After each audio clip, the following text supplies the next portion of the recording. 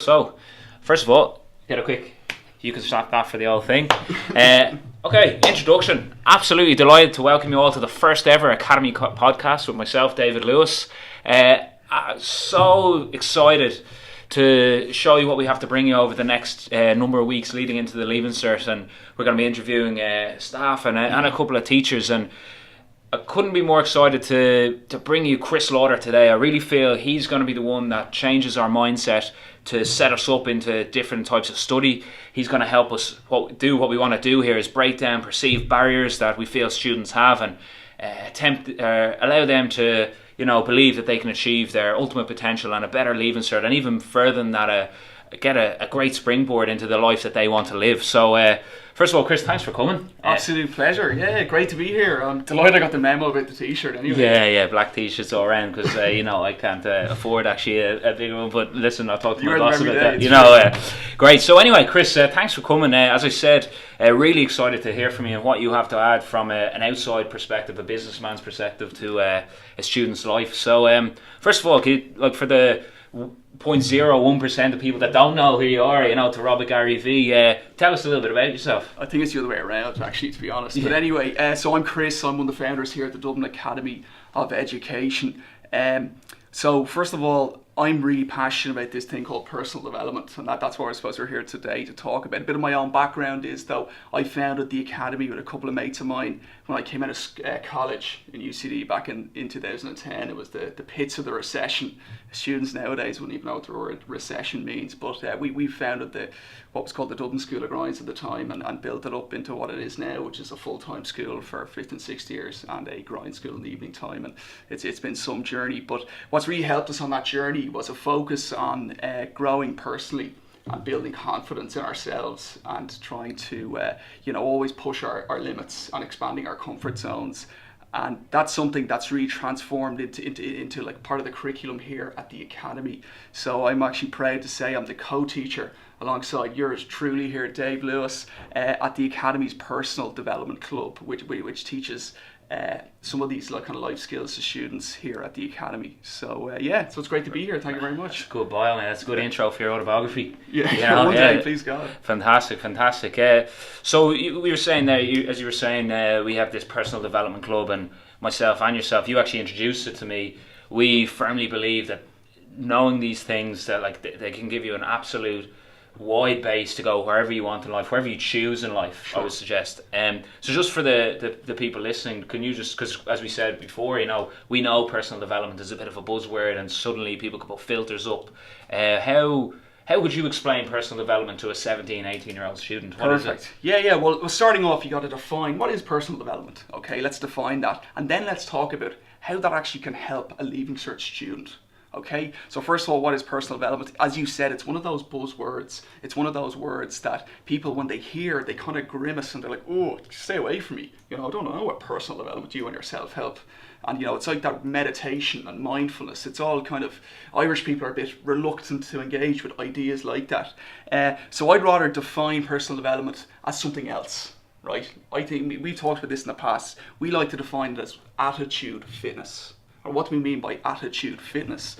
Well, I'm a great believer that where you go in life is dependent on your attitude. Okay, I think attitude gets you anywhere you want to go. For example, you see some people who are given every advantage in life, and they end up not going very far. And then on the opposite side of the coin, you see people who are given no advantages in life, and they defy all of the odds, and they get to hugely successful places. And I believe the difference between those two sets of people is their attitude. And I think attitude fitness, which is our secret name for personal development, is the key to doing that. So defining attitude fitness, what I'd say is, this is the best explanation I could rob from Google, but it is a process of continually improving your life skills. All right, it's a process of continually improving your life skills. So let's just unpack that. There's a lot in that, right? So first of all, attitude fitness is a process, okay? Meaning that it's a process is something that requires action to achieve an outcome. So it's something you do. You're active. You don't just sit back and develop attitude fitness. You go out there, you take action, and you do things. That's how you learn. That's how you grow. The next thing is it's continual, i.e. you never stop doing it.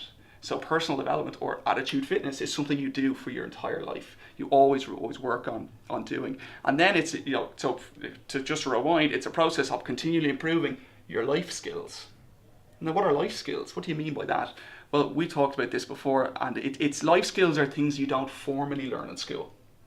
The stuff that the teachers don't teach you, the stuff that isn't on the Leaving Cert.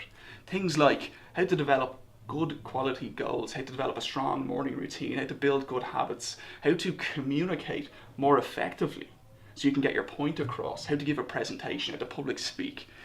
Things that aren't necessarily done in school but are essential for life when you go forward, beyond the Leaving Cert, beyond college, when you get into the working world, the skills that are really going to help you. And the key outcome in all this, like a student listening is, why would I bother build my attitude fitness? Well, the key outcome of doing that is it builds your self-confidence. And why is that important? Well, in the Leaving Cert, if I was a Leaving Cert student listening to this, I can tell you something without a shadow of a doubt. The students that have more self-confidence realise more of their potential in the Leaving Cert than the students who don't. So if I was a student, I'd be listening for anything out there that could help me build my self-confidence, confidence in myself and my own abilities. And that's what attitude fitness can help you do. Attitude fitness can help you, for example, like manage your time better. Manage my studying. How do I put out a roadmap to make sure I study the right things at the right time? Or how do I manage the stress of the Leaving Cert? How do I stay calm when the pressures of the Leaving Cert really come on top of you? And if you've got a strong attitude fitness, you will be able to do that. It can also help you, as I said, develop good habits. So, a student who has good habits is generally going to do better in the Leaving Cert. And let me say, for example, a student who exercises regularly is going to have more energy, than a student who doesn't. A student who exercises regularly is going to have more mental clarity than a student who doesn't. So it's about building disciplines, about building in what we call keystone habits. Habits that, as a result of doing them, make you do other good things. Mm-hmm. Exercise being one of those. And also attitude fitness helps you move away from some of the bad habits that you have. I think all students, including myself and yourself, we all have addiction to social media. Students are always staying up till 2 or 3 in the morning. Flicking through. I've never been up till 2 or 3 in the morning. But sorry, go on. Well, go on. Yeah. Students might have, and I definitely have been. I agree. Big time. So it's moving away from bad habits like gorging on social media and seeing those red click notifications coming in and getting that release of endorphins when you click on your inbox and there's a WhatsApp there. So it's moving away from things like that. So that's a summary. It's personal development or attitude fitness. It helps you build self-confidence, and self-confidence is essential for the Leaving Cert. Now, yeah. So just to touch on a few of the points you had there, and I know we had these different modules, and we had we had a morning routine, we had study organisation, we had public speaking, a few different things like that. That to me sounds like the actual need, the tool that someone would go attack their Leaving Cert with. Mm-hmm. I think the thing we said a number of weeks ago would be like, if a student doesn't develop these, it's almost like going to try play, golf with a stick or something like that. And instead of playing with the best golf club around, you're setting yourself up, as you said, to realise your potential. I know we've talked a little bit about this before, but how would you kind of define, what would you say is with 10 weeks to go until the Leaving Cert, what of those sort of modules, which one of those could a student focus on right now, or which one would you feel what could they do right now to try and improve their confidence or their attitude fitness? Absolutely, yes. So if I was a student tuning into this 10 weeks from the Leaving Cert, what's the one takeaway? What's the one area of personal development or attitude fitness we could focus on? And I would say the best area to focus on, and that's what we're going to talk about now, is how to overcome fears. Okay, how to deal with fears, how to manage stress, which is another word for fear. So what we want to talk about is fear.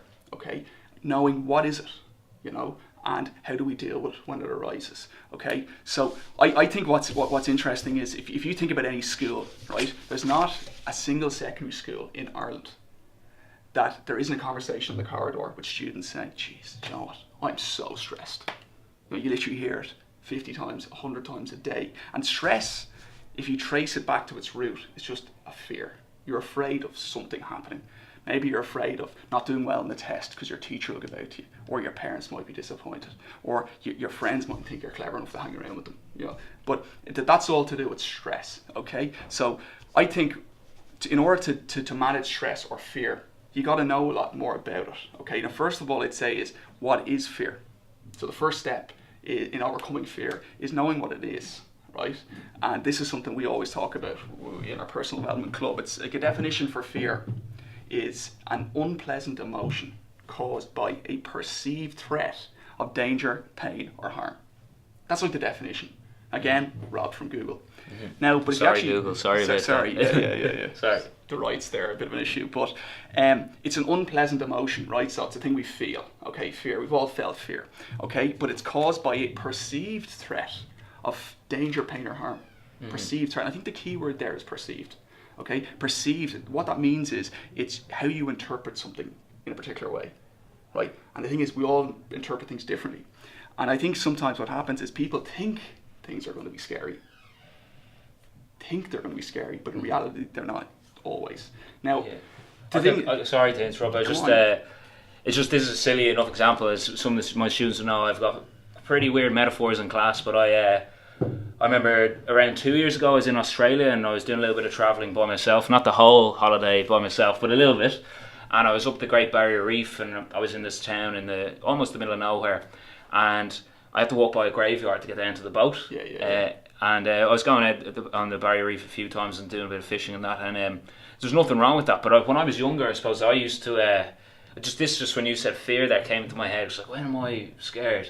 I used to read books on like ghosts and aliens, and when I was younger, as in 2 months ago. No, sorry, but I used to read. What, goosebumps. Yeah. But then I remember I was walking down the road, like I went out during the day, completely fine. I was walking back past the graveyard at night time, and like I was 27 years of age, and I started to shake. Like I started to actually physically feel like my neck, the hair standing up, and I was like, my heart was racing, and I was genuinely scared. And like, I couldn't see what was there. I was like, oh, there could be a bloody alien in that bush coming after me here. But like, that seems so silly. But I kind of feel that students in school now, when we speak to them about, an oral or a test, those fears will seem silly, but not until they're broken down. Yeah. Does the student see that? Like, I walked by it the next day and I was like, oh, what the hell? What was that about? Like, yeah. And as you said, every single day in school we see this, in every school.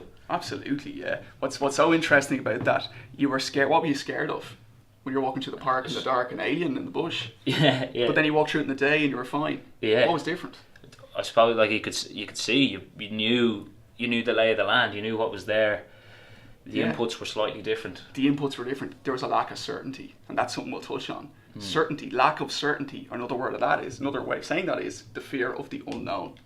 And with the Leaving Cert, there's unknowns everywhere for students, and that's generally why people are afraid of them, or why students are afraid of the Leaving Cert, is because of the fear of the unknown. And I think it's important to say, well, I'm going to get onto this, but what is the purpose of fear? We said it's an emotion, right? But why do we have it? Like, what's the point in fear? Why are we born, with this kind of emotional kind of inclination towards being afraid of things? Well, the thing is with fear, it's there for a reason. Okay, fear is important because it keeps us alive. Our most basic kind of human instinct is survival.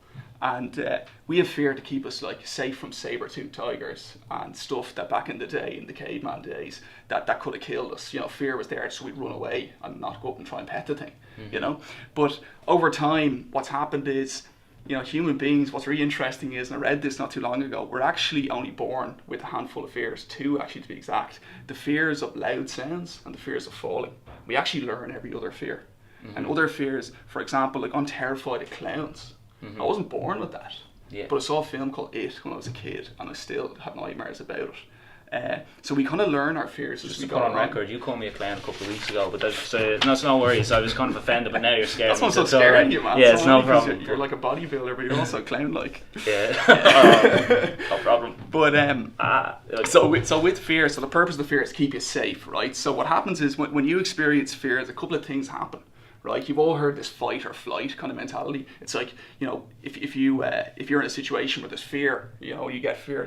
Flight means you run away to get away from it. Another one is fight, where you actually face up to the fear and you take it on head on, whatever it is that's making you scared. But there's actually a third kind of response that I think is probably the most common, and that's what's called fright.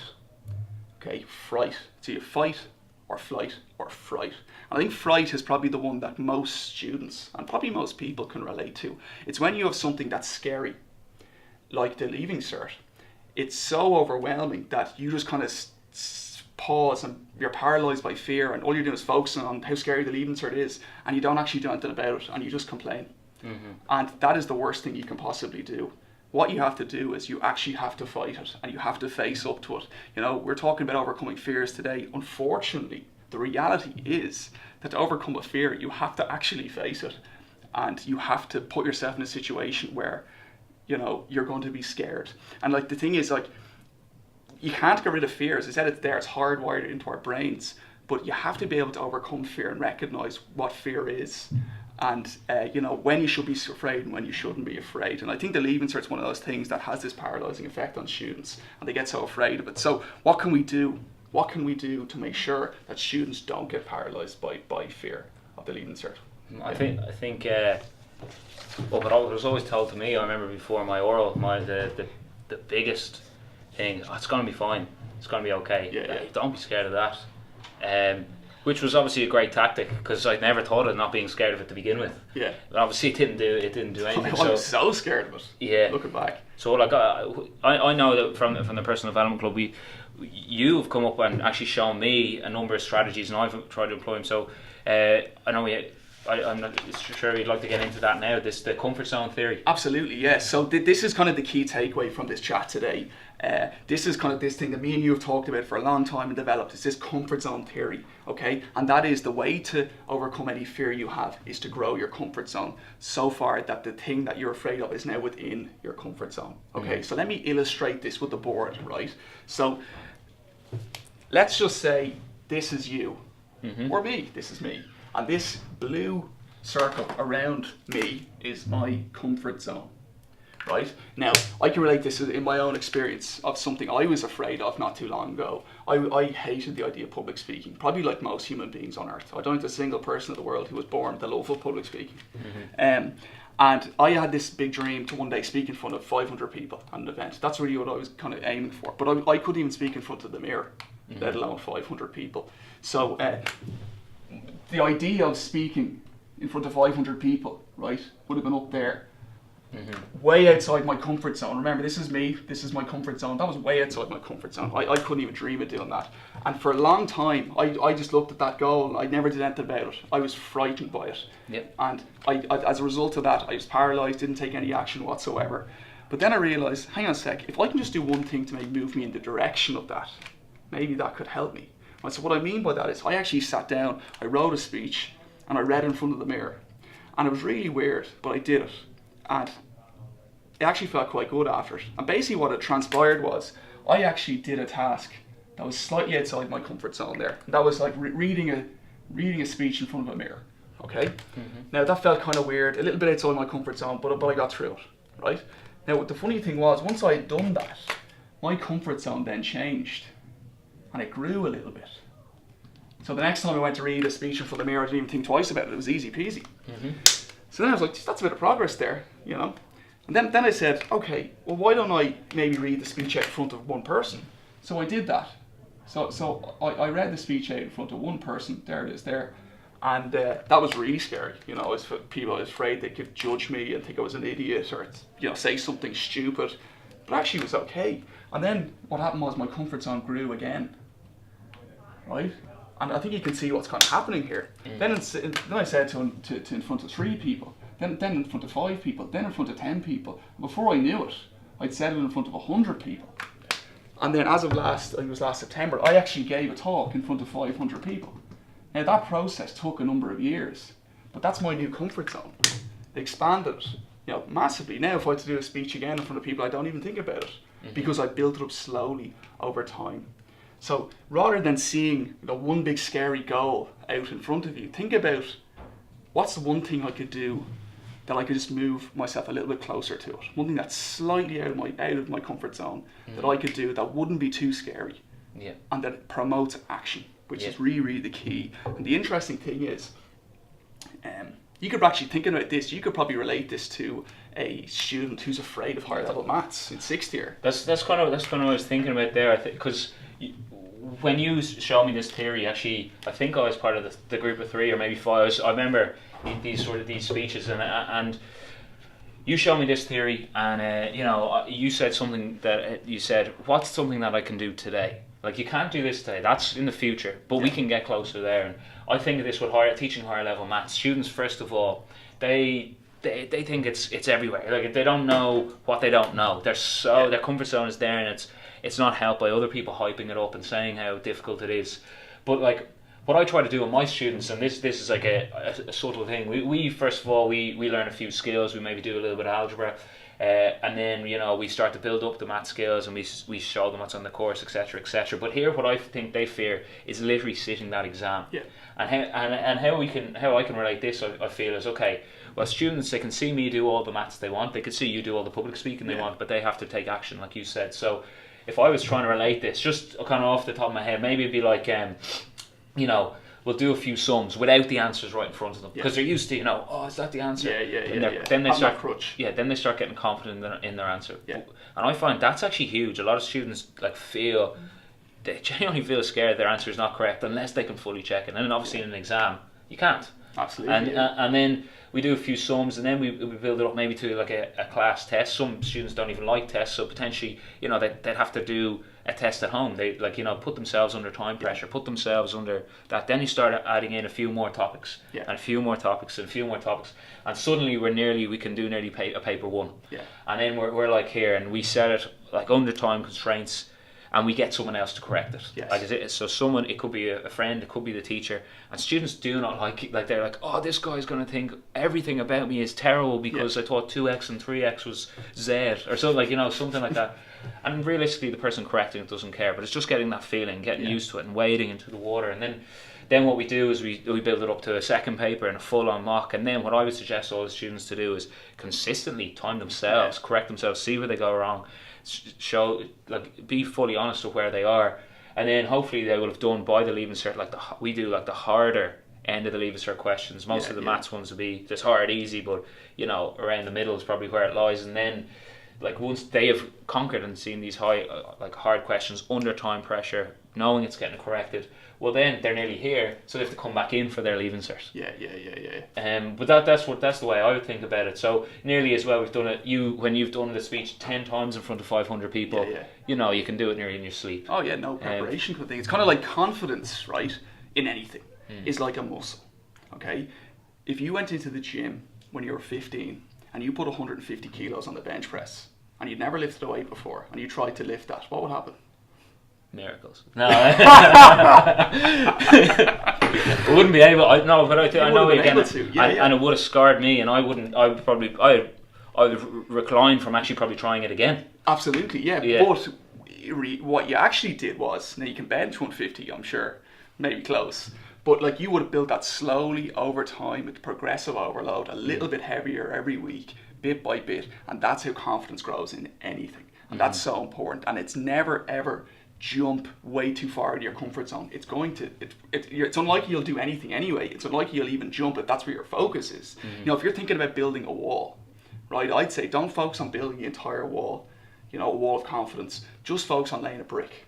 Lay one brick as perfectly as you can lay that brick, okay, and then get another brick, and then lay that as well as you can possibly lay a brick, and keep doing that over and over again. And guess what happens over time? If you're consistent, you have a wall. You know, suddenly you have that wall, which is just so important. So I think one thing that's really important, I talked about growing confidence, building confidence. What do you mean? You know, how do you illustrate that? Well, I think the best way to kind of quantify growth in confidence is the growth in your comfort zone, right? So every time you grow your comfort zone a little bit, you know, every time you grow your comfort zone, this measurement, whatever that is progress. Radius, bro. It's radius too. Your radius of confidence, right? But the more you grow your radius of confidence, right, or your radius of comfort, the more your confidence grows. Simple. The more you face fears and overcome them and push the barriers a little bit more, the more confident you're going to be in yourself. And that's so important. And like I said, it's a continuous process. You got to keep pushing. Because progress is essential for us to feel stimulated and feel happy and feel like we're going places. Can I just ask you a question? That this is something that you I'm not sure. Like I didn't say this at the start, but remember when I first met you, me and you were both hoovering floors of the RDS. Yeah. Now I'm not sure if that's allowed. Oh, the glory days. Yeah. So, but like, what do you reckon? Like, so you obviously made a decision. You decided, okay, you've gone on a completely different path to pretty much anyone I know, and yourself and the McGoverns and COB. Just like hanging around you lads has helped me, and it's helped thousands of people who've come through the school, whether you know you've impacted them or not. In actually, I think like setting this part here, like this 500 people, whereas a lot of people be like, I'm happy when I do it in front of 10. Yeah, yeah. What do you reckon? Like, you know, for me, before I started hanging around with you guys, you know, it wasn't even these things like pushing. How far can I go? What can I do? How can I build it? Yeah. Like, okay, you could get a little better, but you're still coming in close. What do you reckon is the difference that you found or somebody else found? Like, how did you get this personal development buzz that you go, why not try this one, as opposed to I'm happy with 12 people? What's so funny is you just answered your own question, okay, and without even realising it, maybe. Well, how do you keep pushing boundaries? Well, I think it's rather than making a disempowering statement, right, which I'll talk about in a sec, ask yourself an empowering question. Okay, now questions. Okay, what are questions? I believe that questions are unbelievably important in life. Okay, I think your life is dependent on the quality of the questions you ask, both to yourself and other people. Okay, and what I'd say is if you start asking better questions, you're going to start getting better results. For example, if someone says, do you know what, I could never go into a room full of people I don't know because I'm just a shy person, full stop. That's a disempowering statement.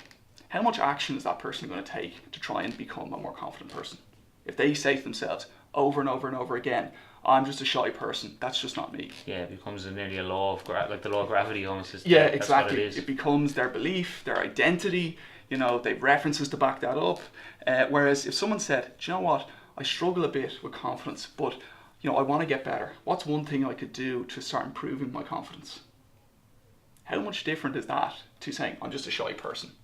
Well, the difference is the question promotes action. The question promotes you to start thinking. And once you start thinking, you'd be surprised what you come up with. So, I'd say to people, if they want to push boundaries, just ask better questions.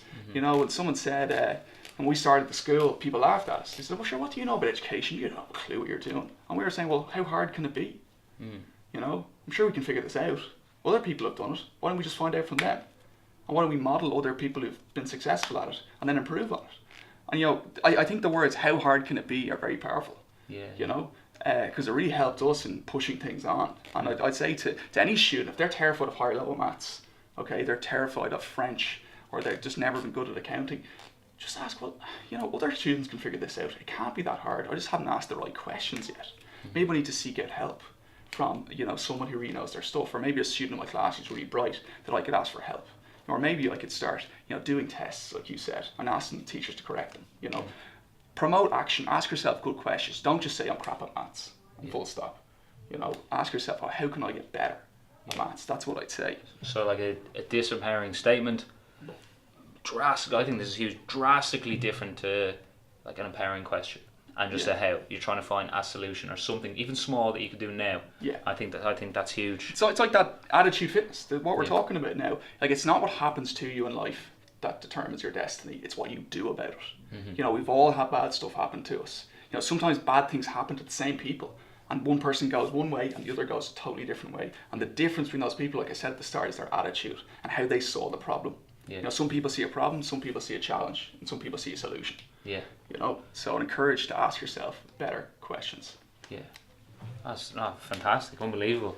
There's just one more thing that I feel that kind of reframe this a little bit. That a model that we came up with, we had the certainty and fear seesaw. Yes. I think that students could gain a lot from just hearing about that from you. Could you explain that a little bit? Absolutely, yeah. And this is kind of on the same vein that we've been discussing already. Why are we afraid of things? Well, there's a number of reasons.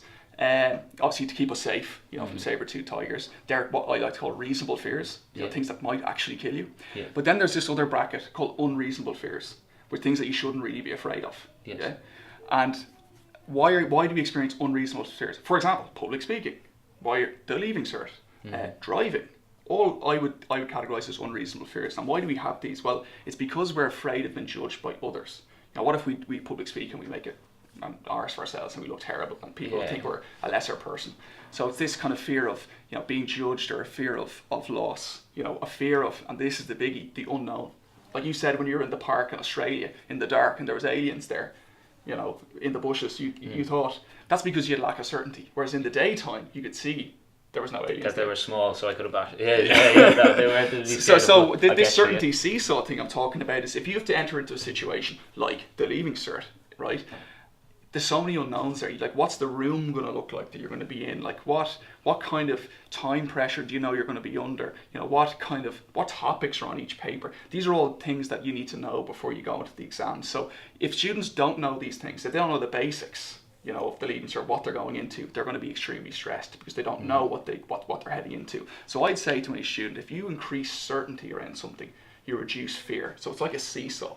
If you're really certain about something, you'll experience a little fear. But if you're really uncertain about something, your fear goes through the roof. Yes. Right? So if you just increase certainty, fear comes down. And so many tactics then like that, like we said, like practicing. And then what I liked what you're saying there is with the Leaving Cert maths, you know, what we do here is we break it down into 5 strands. Some students don't know that. We say it was on paper 1 and 2. We have the different topics, and if I was a student going back now, I would get like a piece of paper and I would say, you know, algebra, these are the 10 things I need to know. But students just think that because they don't know what it is, there's billions of things, and it comes in realistically you start to see, I actually need to know only this skill. It also makes them feel calmer if they get like a little plan, go, today I'll do these 2, they've ticked them off. They start to see those adding up. And remember, I think I said something like this to you before, when we had the different strands, you start to even see that they overlap. And a metaphor, one of my world famous metaphors that I use is, okay, well, you know, we had something, I think we're talking about expanding brackets or something, and we're talking about that in algebra, and then we're talking about in differentiation. And I said, listen, everyone here agree I can kick a football? I was like, yeah. And I was like, well, I can kick a duck. And they're like, what are you talking about? Why are you going around kicking ducks? And I was like, no, but what I meant was the skill for doing this is here. And suddenly even the skills get smaller, the amount you need to know, because you're a bit more certain about what's going on, then you're a bit more confident, and you're starting to tick stuff off, and then maybe even more confident to attack this paper here. Yeah. You can see the pattern that starts to emerge. Exactly, yeah. Absolutely, yeah. Disclaimer on the duck thing, it was just to try to get students' attention there, because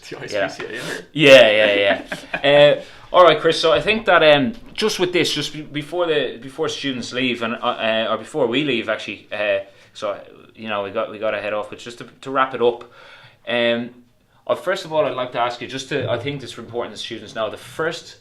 So remember you told me about a book that somebody gave you for personal development and how it changed. This is the thing that set you on this path, that if that person did not give you that book that day, we wouldn't be sitting here, we wouldn't be in this school, you'd be off building buildings and I'd be off, I don't know, God knows what I'd be doing, but like, you know, that changed the lives of thousands of people, that one event, and I think that's a massively powerful thing. So just to tell people about that. And then secondly, what one piece of advice coming into, you know, what people say crunch time, would you give to a student? Well, first of all, a book that I got given to, which started me on the journey of attitude fitness, was a book called Awaken the Giant Within by Tony Robbins, a book my own brother actually gave to me, and I read that in college, and it opened up a whole new world to me.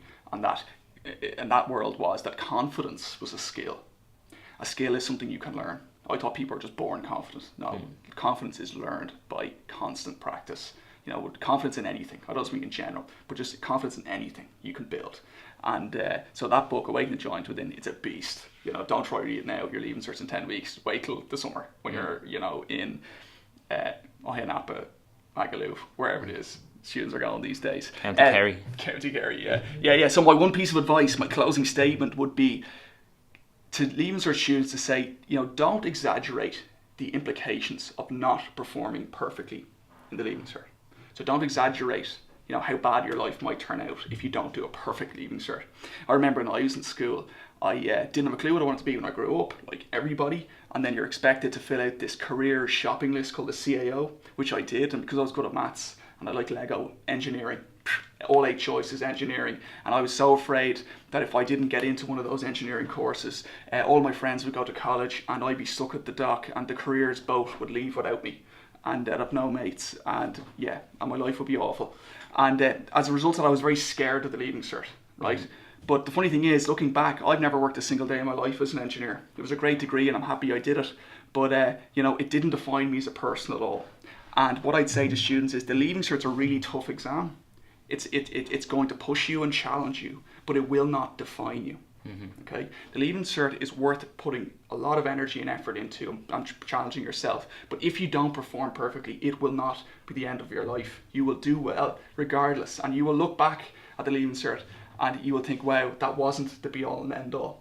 And what's good about doing that, taking it down off its pedestal a bit, it actually gives more control back to the student. They know that, okay, this is a tough set of exams, but like, it's not life or death. It's gonna challenge me and push me. And rather than waste time worrying about what might happen, just focus on what you can do. Take back control. Focus on yourself. Focus on improving, building your comfort zone, challenging yourself, and don't be worrying about not performing well in the Leaving Cert and having massive implications, in life thereafter.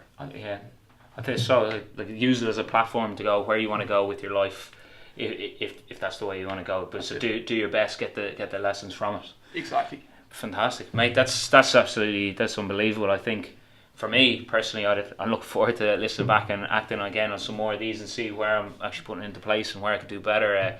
But I think that still the disempowering statements versus the empowering questions for me is huge, and then acting on them using these two models is fantastic. But I'd love, hopefully we get to have you back again if you're free. We could build on this. I think it's brilliant. I hope people enjoyed it as well, and I'm sure they got serious value from what you've said, and hopefully they can implement it over the next number of weeks, and actually then on into college and then onto life. And fantastic. So Chris, pleasure. Thank you so much for having me. Yeah. Cheers. Cheers. Thank you.